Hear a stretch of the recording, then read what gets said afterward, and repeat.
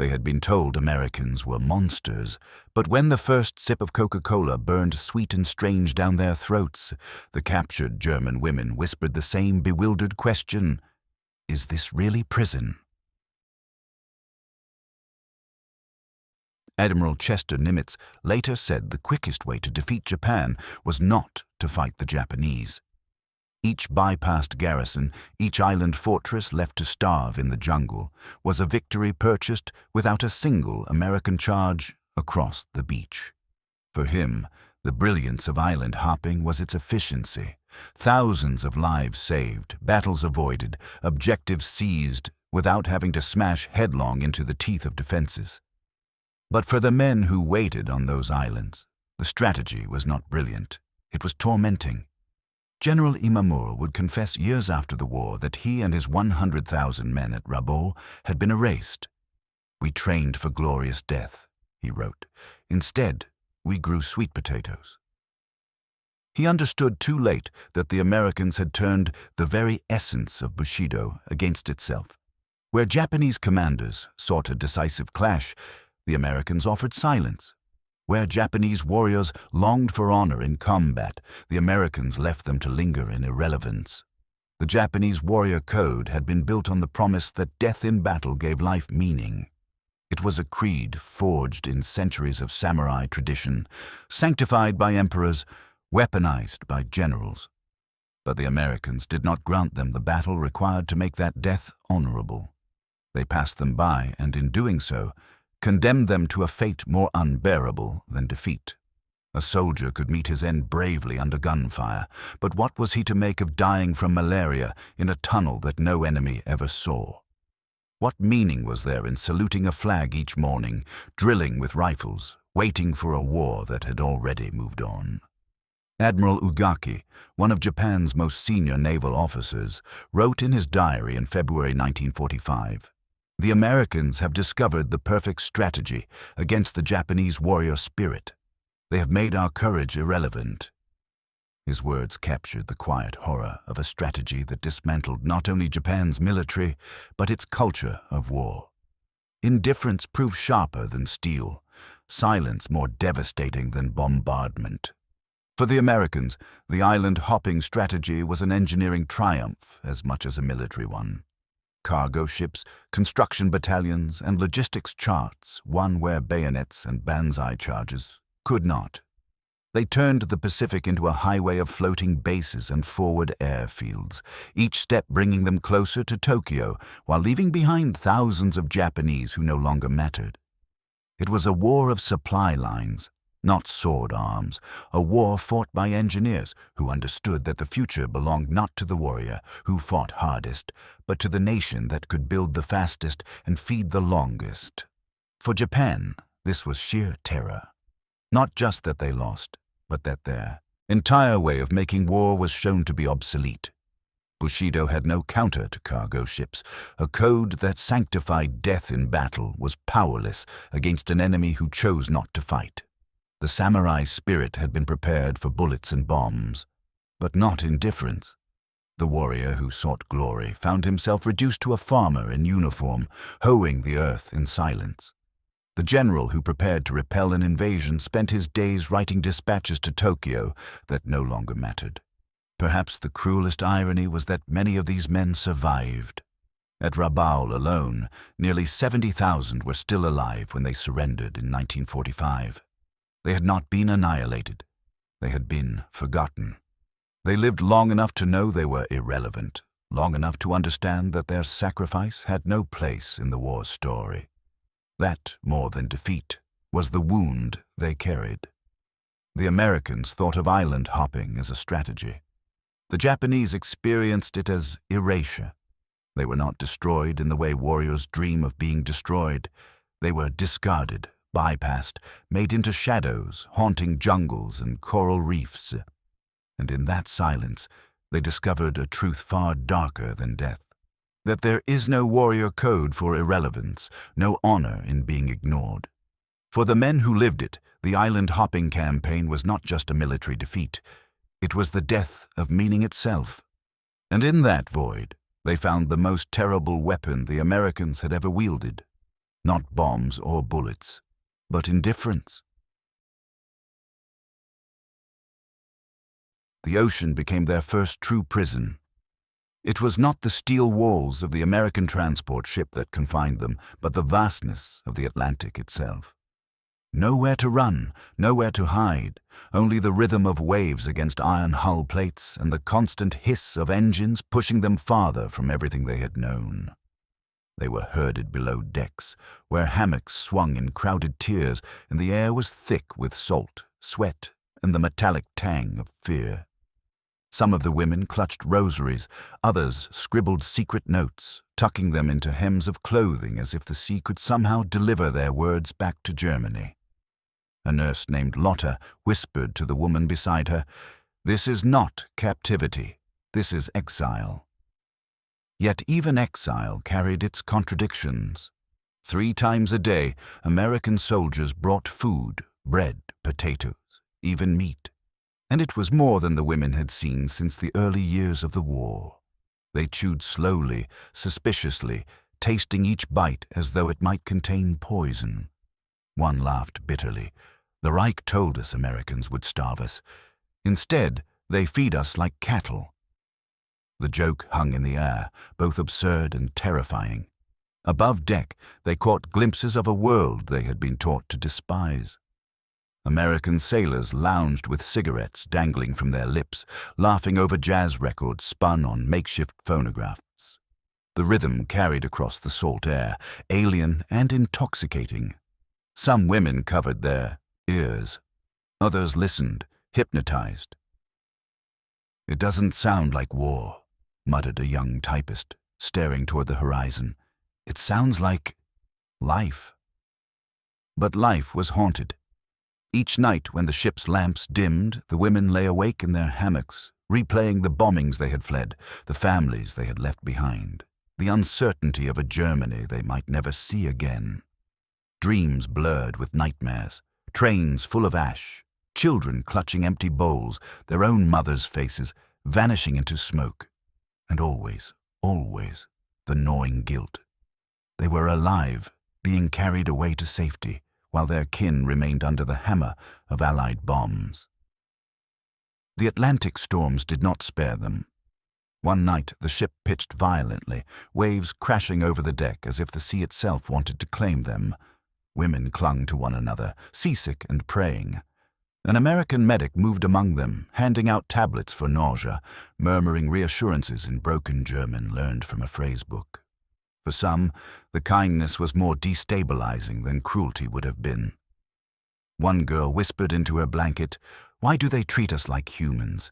It would be easier to hate them if they didn't." Weeks blurred into timelessness. The voyage seemed endless until, at last, whispers spread of land ahead. The air changed, warmer, smelling faintly of pine and earth rather than salt and steel. Then, in the grey dawn, they saw it, a jagged coastline, harbors bristling with cranes, the suggestion of cities beyond. America. The women crowded the rails, silent, their eyes wide not with relief, but with dread. For some, it looked like salvation.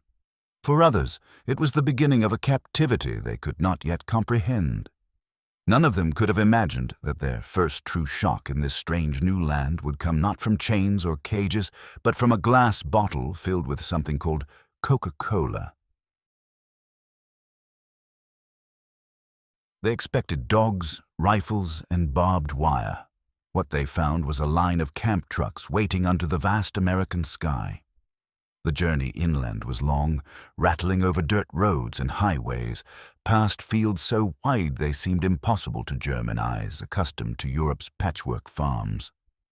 Towns flashed by in fragments, children riding bicycles, billboards screaming advertisements, the smell of roasting corn drifting from roadside stands.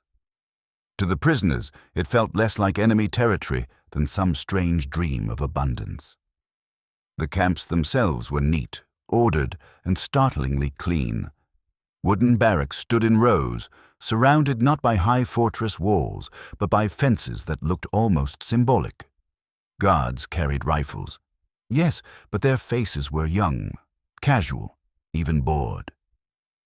The women whispered among themselves, "This cannot be a prison. It feels like a boarding school." And then came the moment that none of them would forget. An American sergeant, grinning at their confusion, produced a crate of glass bottles. The sun caught the brown liquid inside, fizzing against the glass. The women blinked, wary, some thinking it was beer, others some kind of medicine. With a hiss, the caps were pried loose and the bottles were handed out. The first sip was like fire and sugar colliding on the tongue. Carbonation stung their throats, bubbles rushing up through the nose until they coughed and laughed in spite of themselves. The flavor, sweet, bitter, caramel dark, was unlike anything they had ever tasted. One young auxiliary, Elsa, sputtered and then stared at the bottle as if it was sorcery. "Was ist das?" she demanded. The guard chuckled. "Coca-Cola." Word spread like gossip. Coca-Cola. It became a spell, a symbol, a question wrapped in a taste. For women who had grown used to watery soup and hard black bread, this fizzing sweetness was almost indecent. A few drank greedily, tilting their heads back until the glass clinked empty. Others sipped carefully, as though savoring a luxury meant for someone else. And then one of them, a nurse who had bandaged boys dying in bunkers beneath Berlin, whispered the question that lingered in every mind. "Ist das wirklich Gefängnis? Is this really prison?" Irony is sharper than barbed wire. Back home, their families were queuing for scraps, their cities under nightly bombardment, their children hungry. Here, behind fences in the heart of enemy land, they tasted abundance. They were prisoners who drank Coca-Cola, ate meat, and heard music drifting from radios tuned to Benny Goodman. Prison felt less like punishment than exposure to a world they had never been allowed to imagine. Some resisted. They turned away from the bottles, muttering about corruption and decadence. But others, most, could not stop the creeping thought. Perhaps they had been lied to. Perhaps America was not a land of monsters. Perhaps this war had been about something far more complicated than what the Reich had told them. That single bottle of Coca-Cola was more than a drink. It was the first crack in a wall of ideology built over 12 long years. Prison had rules, or so the women thought. They expected iron discipline, rations doled out like punishment, guards who barked orders in clipped tones.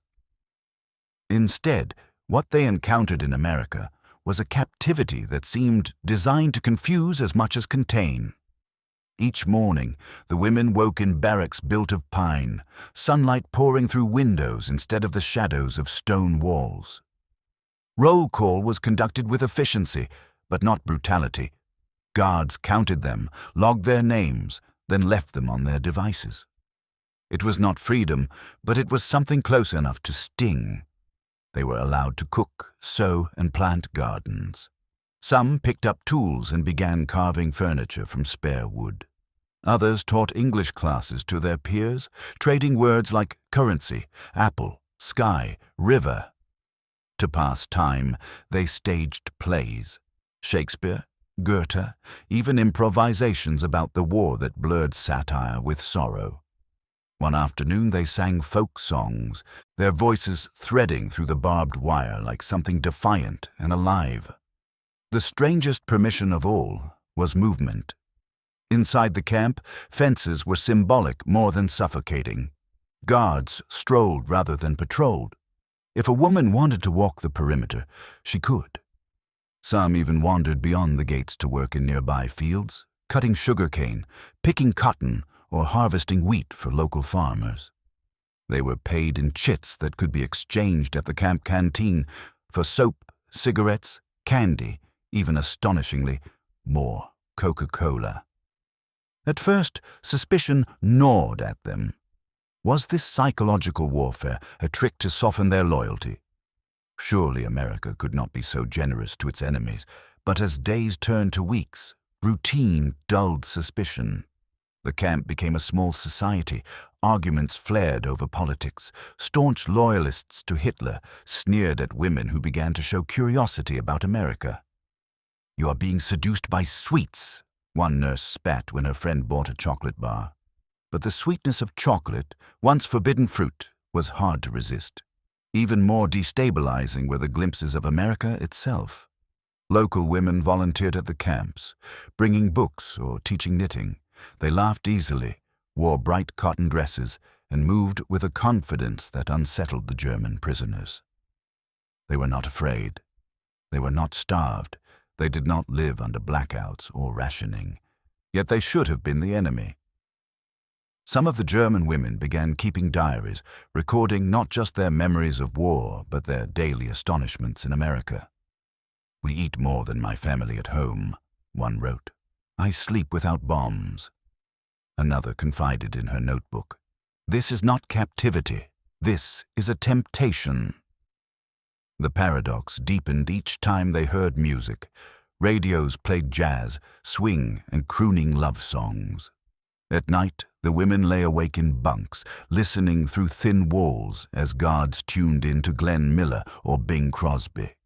For women raised on martial marches and propaganda anthems, this music was intoxicating.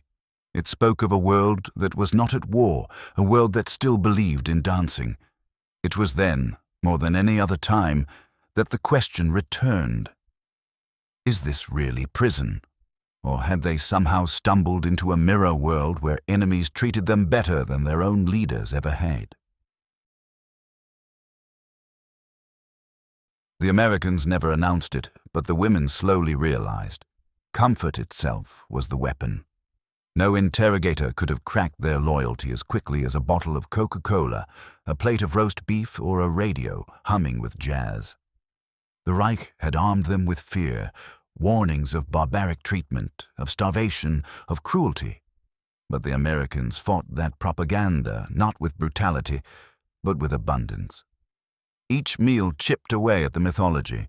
Steaming plates of food arrived daily, eggs in the morning, potatoes piled high, thick slices of bread that were soft instead of stale.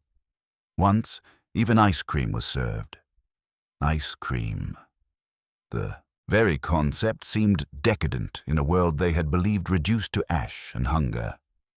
One young auxiliary wrote home in a censored letter, "We eat too well here. It embarrasses me." The Americans censored those letters carefully, but they let just enough through. It was part of the calculus. A few words of reassurance, "We are safe, we are fed," slipped past the black ink of censorship and carried a message far louder than propaganda. Life in an American camp was better than life in the Reich. The very existence of those letters worked like poison in the bloodstream of Nazi ideology. Still, women struggled with guilt. Each bite of meat reminded them that their families back home were eating turnips and stale crusts, if they were eating at all. Mothers were boiling wallpaper paste for soup, children scraping the last potatoes from frozen fields. To eat chocolate in captivity while Germany starved was both a miracle and torment. Some resisted, clinging desperately to loyalty. They held secret meetings in the barracks, whispering the Führer's name as though repetition could anchor them. They mocked those who enjoyed American sweets or who dared smile at guards. One nurse snapped when she caught her bunkmate humming along to swing music. "They are killing our brothers while you sway to their songs."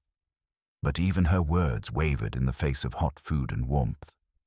Meanwhile, Americans seemed almost indifferent.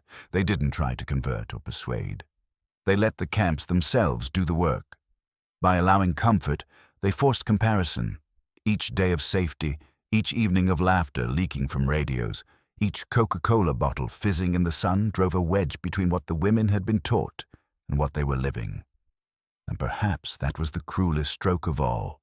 Torture could be resisted, hunger could be endured, but kindness, unexpected, undeserved, unrelenting, eroded faith far more effectively. Late at night, as the lights dimmed and the camp grew quiet, one prisoner confessed softly to another, "I am afraid, not them, but myself. I'm afraid I will forget why we fought. The war had stolen their homes, their families, their certainty.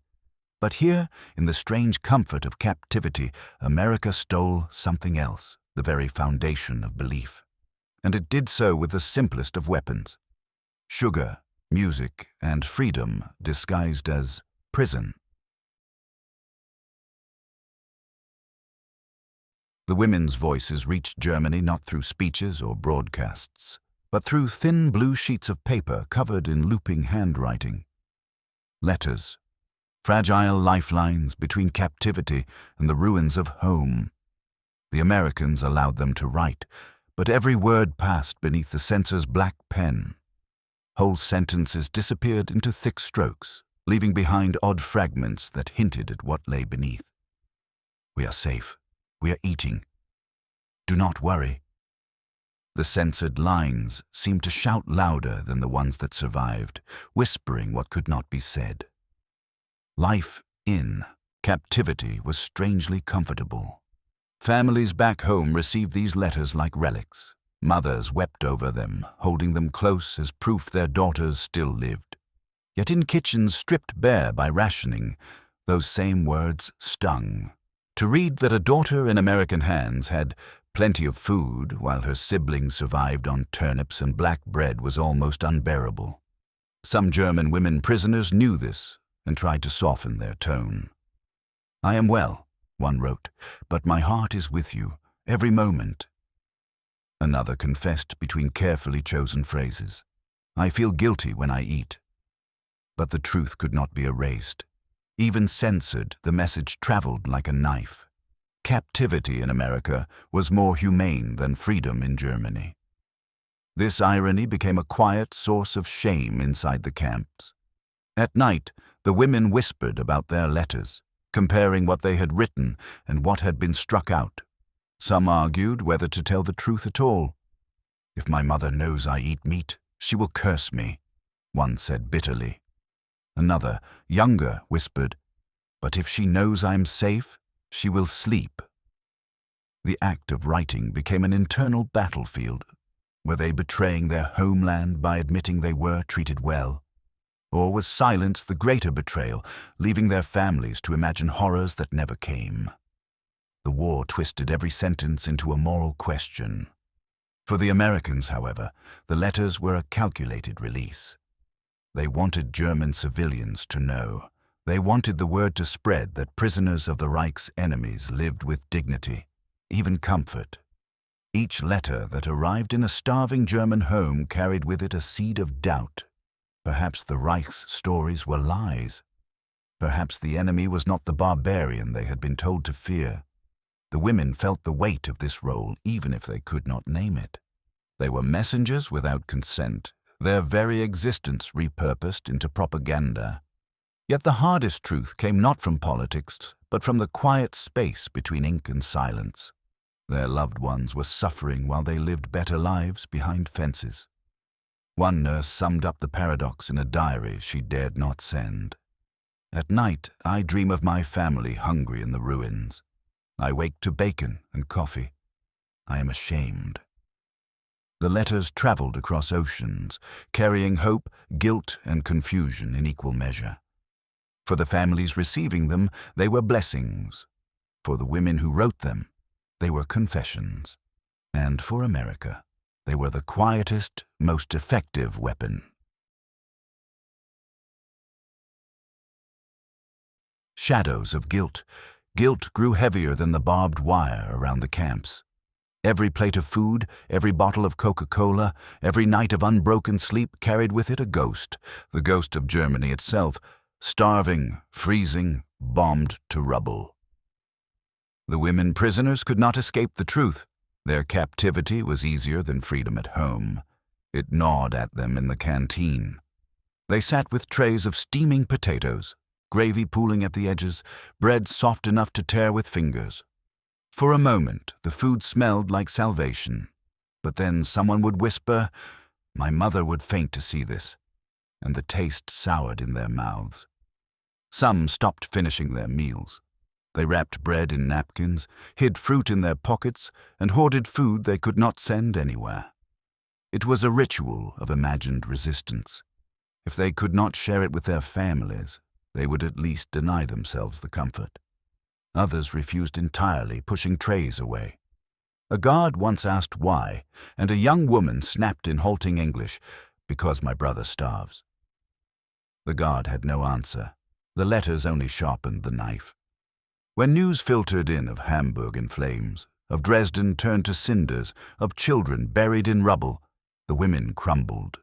They sat together in barracks, passing clippings, weeping openly, clutching each other as if to anchor themselves. They felt like traitors, pampered in captivity while their homeland bled. Still, survival has its own gravity. Even those who swore they would resist eventually picked up their forks. Hunger was stronger than loyalty. Slowly, they learned to live with the contradiction, to eat while others starved, to sleep while others screamed. But the guilt left scars deeper than hunger ever had. It changed their conversations. No longer did they speak of the Reich's glory or Hitler's promises. Instead, they whispered questions that had once been unthinkable. Why were the Americans treating them like humans while their own leaders abandoned civilians to ruin? Why did prison in the enemy's land feel safer than freedom at home? For some, the shame turned inward. They began to doubt themselves as women of Germany, as daughters of the fatherland. If their homeland could not feed them, and their enemy could, then what did that say about everything they had believed? One auxiliary murmured late at night, "We are not prisoners of the Americans. We are prisoners of our own lies." But for others, guilt hardened into defiance. They doubled down, scolding anyone who smiled at guards, branding those who enjoyed American kindness as weak. "Remember who you are," one shouted in the barracks after catching a girl humming a jazz tune. "You dishonor Germany with every laugh." Yet even as she spoke, her voice trembled. The war was ending in ashes far across the ocean, but inside the camps, another war was being fought, one of conscience, shame, and survival. And the women quickly realized the battlefield was not outside the fences. It was inside themselves. Bonds across enemy lines. The first bond was silence, a guard handing a prisoner her ration without speaking, their eyes meeting for a fleeting second. It should have been nothing, but after years of propaganda that painted the enemy as beasts, the realization that Americans had faces, gestures, and quiet kindness cracked something open. From silence, bonds grew. Some women found themselves drawn to the American guards who loitered at the fence or passed cigarettes with a casual grin. Conversations began with broken English and fractured German, patched together with gestures. A guard offering a stick of gum, a prisoner giggling nervously as she chewed, then asking, "Music?" when she heard his radio. Jazz became their first shared language. Swing records spun in guard posts bled through the night air, and the women listened with rapt attention. Once, an American soldier, barely older than they were, pushed a record player against the fence, letting the women press close and hear Glenn Miller as if they were at a dance instead of in a prison camp. The music made them laugh, sway, even cry. For a moment, the war disappeared. But bonds did not stop at music. Friendships formed with local women who volunteered in the camps, teaching English or bringing small comforts. These American women, in bright dresses and clean shoes, seemed impossibly free. They shared recipes, sewing patterns, even magazines.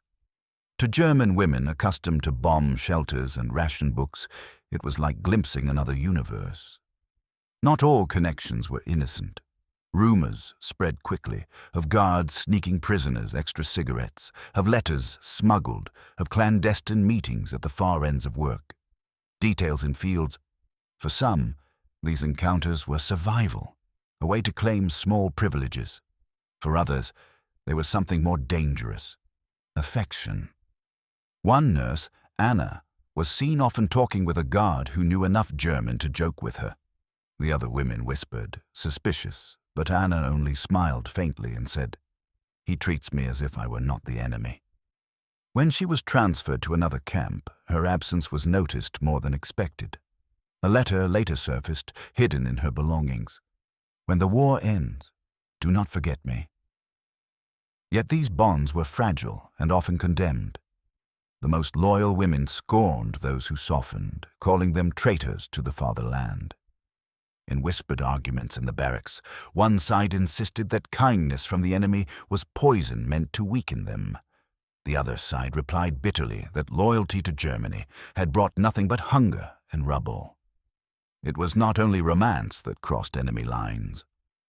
Some women bonded with African-American guards, whose presence shocked them.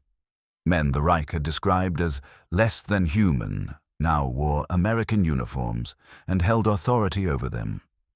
One German prisoner wrote in her diary, "It shames me.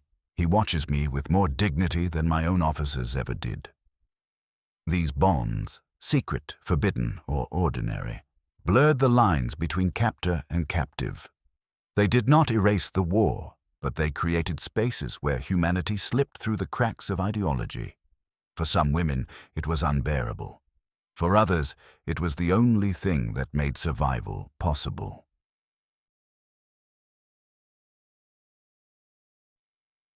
The end came not with gunfire, but with a voice on the radio. It was spring, 1945, and the camp loudspeakers crackled with an announcement. Germany had surrendered. For a while, women froze. They had been prisoners for so long that they had almost forgotten war still raged beyond the fences. Now it is over. Not victory, not peace, but surrender. Some wept instantly, shoulders shaking in relief. Others collapsed to their knees as if struck, unable to comprehend. For years they had been told the Reich was eternal, that sacrifice would bring glory. Now, in a single sentence, it was gone. The Americans watched quietly. No jeers, no gloating. They offered bottles of Coca-Cola instead, passing them to the women as if to soften the blow. And so it was that many of them, hollow-eyed and trembling, drank the sweet, stinging taste of Coca-Cola while hearing that their nation no longer existed. The irony was unbearable. They were prisoners celebrating with drinks while their cities lay in ruins. Hamburg, ash, Dresden, cinders, Berlin, a skeleton. Families scattered, children starving, fathers missing in Russian camps. And here they were, sipping sweetness in captivity. The women clutched each other, some crying, others staring blankly at the fences that now seemed meaningless. Prison had become home, and home had become unrecognizable rubble. A nurse whispered, "If this is prison, what is freedom now?" At night, the barracks pulsed with grief. Some sang old German songs softly, voices breaking. Others sat in silence, staring at the floors, their identities collapsing with the Reich itself. They were no longer auxiliaries, no longer servants of an empire. They were women without a country. The surrender made them free in name, but captivity in America felt safer than the freedom waiting in Germany. Repatriation was not liberation. It was an exile in reverse. When the transports finally carried them back across the Atlantic, the women expected homecomings. Instead, they stepped off ships into landscapes that felt more foreign than America ever had. Germany was rubble. Railways twisted like broken bones, cities reduced to hollow shells, children wandering barefoot with eyes too old for their faces. The contrast struck like a physical blow. They had left camps with tidy barracks, regular meals, and Coca-Cola in glass bottles. They returned to ruins where bread was blackened with sawdust and water dripped brown from broken pipes. Neighbors whispered, "You lived in America. You ate there. You drank?" Some said it with envy, others with accusation. The women felt ashamed to admit that their captivity had been bearable, sometimes even comfortable. They quickly learned silence was safer than honesty. Those who spoke of their experiences were often scorned. "While we starved, one neighbor spat. "You drank Coca-Cola with the enemy." The women carried that stain of suspicion for years, even decades. They had not chosen captivity, but neither had they suffered as their families had. Survival itself became a kind of guilt, yet memory is stubborn.